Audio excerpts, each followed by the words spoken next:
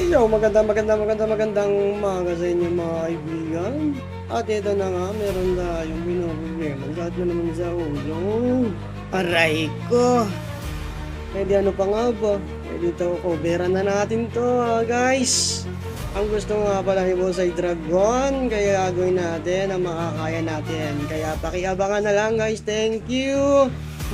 Ito na nga sinasabi ko sa inyo. Kasyang-kasya. Ayan na nga po ang kanilabasan. Hanggang dyan lang daw muna kasi hindi na kaya ni serang sakit.